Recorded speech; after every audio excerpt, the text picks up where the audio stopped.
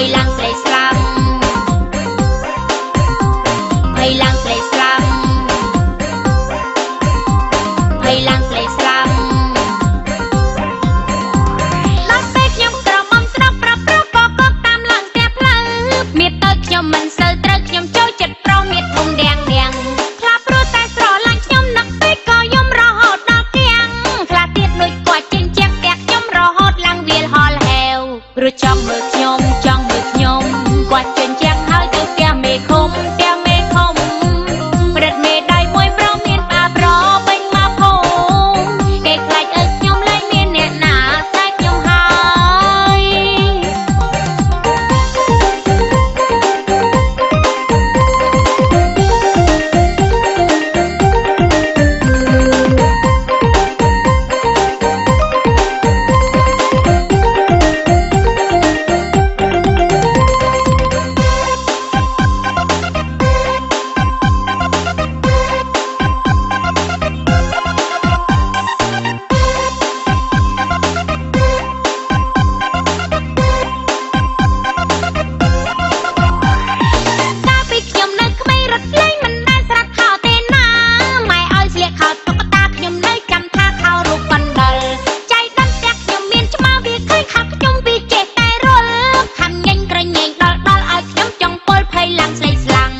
Hay lang slay slam Hay lang slay slam Hay lang slay slam Hay lang slay slam ដល់ពេលខ្ញុំក្រមុំស្រុកប្រាប់ប្រុសក៏កប់តាមឡើងផ្ទះផ្លូវមានទៅខ្ញុំមិនសូវត្រូវខ្ញុំចូលចិត្តប្រុសមានធំដៀងដៀងខ្លះព្រោះតែស្រឡាញ់ខ្ញុំនឹកពេកក៏យំរហូតដល់គៀងខ្លះទៀតដូចគាត់ចេញជា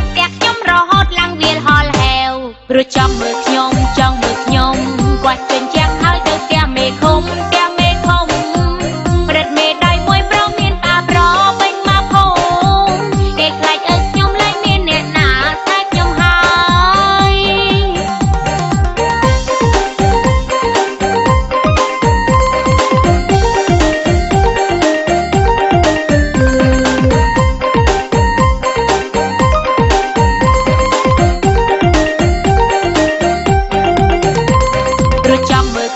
ចង់មើលខ្ញុំគាត់ចេញជាហើយទៅផ្ទះមេឃុំផ្ទះមេឃុំព្រឹត្តមេដៃមួយប្រុសមានបាប្រពេញមកភូមិគេខ្លាចឲ្យខ្ញុំលែងមានអ្នកណាតែខ្ញុំហើយព្រោះចង់មើលខ្ញុំគាត់ចេញជាហើយទៅផ្ទះមេឃុំផ្ទះមេឃុំព្រឹត្តមេដៃមួយប្រុសមានបាប្រពេញមកភូមិគេខ្លាចឲ្យខ្ញុំលែងមានអ្នកណាតែខ្ញុំហើយព្រោះចង់មើលខ្ញុំគាត់ចេញជាហើយទៅផ្ទះមេឃុំផ្ទះមេឃុំ